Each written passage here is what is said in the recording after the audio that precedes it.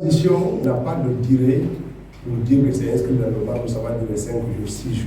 Ce sont les actes qui vont déterminer la durée de la transition. On dit de RAVEC aujourd'hui. Vous croyez que le RAVEC est important pour revenir à l'ordre, pour revenir au fichier électoral et à l'état civil. Mais si une situation catastrophique se posait, qui nécessite l'attention de tout le gouvernement, et on oublierait le RAVEC là-bas, on ne parlerait même pas de la durée. Donc il faut que les gens comprennent que le RAVEC, c'est un processus. Le jour qui prendra fin, les Guinéens auront vers le fichier d'état civil. On n'a pas besoin de dire que c'est demain ça, après demain ça. Tout ça, c'est des courses qui sont inutiles. Qu'est-ce qui est plus important pour nous? C'est notre capacité déjà à nous retrouver, à parler, à dialoguer, à essayer de trouver ensemble des solutions et à sortir de petites questions, de petits trucs qui n'ont aucun sens en réalité. Sauf à renforcer encore la distance qui sépare les gens de l'entente et de la cohésion. Nous travaillons dans les deux segments. On veut que les uns et les autres viennent en échange sur tous les sujets sans aucun tabou, mais aussi poser des actes qui soient témoins des actes qui sont posés au fur et à mesure jusqu'à ce qu'on arrive à leur achèvement. Et puis après, l'histoire de la Guinée continuera. L'histoire de la Guinée ne s'arrêtera pas après la transition ou de 10 ans ou de 20 ans. La Guinée continuera. Et donc, il continuera avec ses propres contradictions et avec aussi des solutions qu'on va essayer de les apporter. Donc, il n'y a pas de durée fixée sur le mur. Nous avions pensé qu'il était possible de faire un certain nombre de choses pendant les 4 mois. Le temps nous a montré que non, ce n'était pas évident. D'autres contingences sont venus empêcher cela. Et puis après, on continue à travailler pour pouvoir régler le problème. Les engagements qui ont été pris, c'était des engagements de 2 acteurs. La CEDEAO en tant qu'acteur et l'État guinéen en tant qu'acteur, il y a eu des engagements mutuels.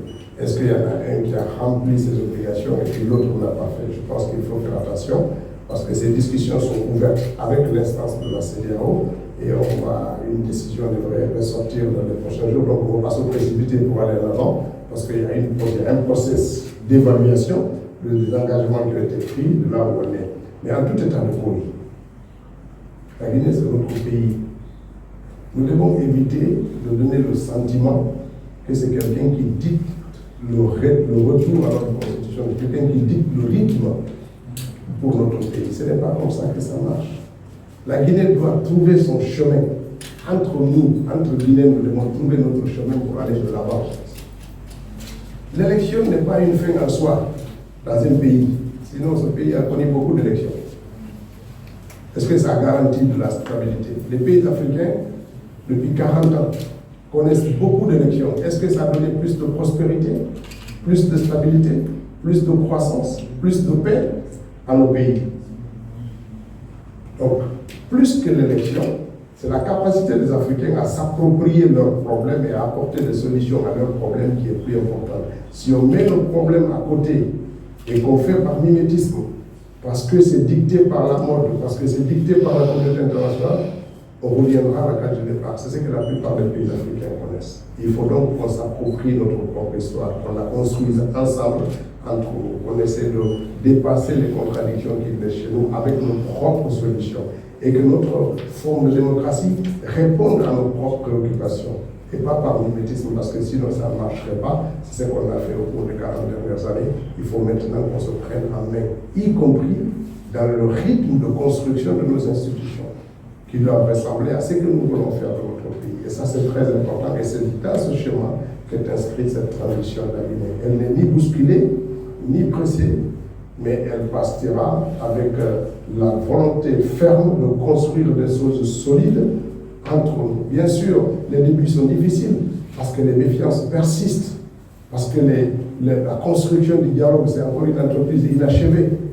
Mais c'est en insistant, c'est en persistant, petit à petit, qu'on pourra être amené à construire des bases de confiance, une confiance solide sur laquelle va s'arrimer tout le reste de la construction de notre pays, qui est un devoir pour chacun d'entre nous. Donc nous allons à notre rythme, avec des engagements qui sont les autres. Lorsqu'il y a des difficultés dans un engagement, on revient à la case pour dire voilà les problèmes où on a été confrontés et on ne peut pas aller plus vite que cela. Et c'est important.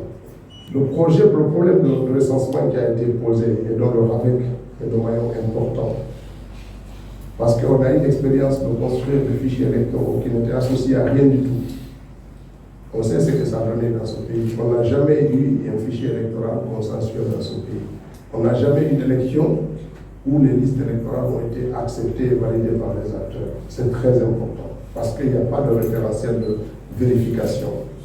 Dans l'avenir, nous voulons extraire le fichier électoral d'un fichier d'état civil qui sera disponible et qui permettra à chaque citoyen d'aller se vérifier, de comparer et de se rassurer. Et c'est par ça qu'on pourra dire que nous allons vers l'avant. Mais la construction de la confiance est une entreprise difficile, parce que notre pays, c'est par la défiance, par la méfiance qu'il s'est construit depuis 65 ans.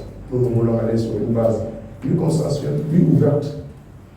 Mais c'est difficile, comme toute entreprise débutante comme ça, basée sur un historique, un passif difficile.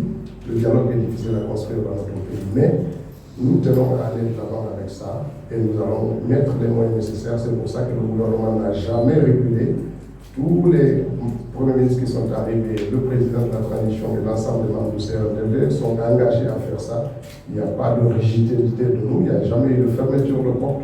Nous répétons le même discours tout le temps. Venez autour de la table, on va discuter, y compris les problèmes qui fâchent. Et c'est par ça. Et nous allons persister jusqu'à ce que tous les acteurs arrivent et prendre le temps nécessaire pour ça aussi. Parce qu'il faut absolument passer par ce schéma pour construire notre pays.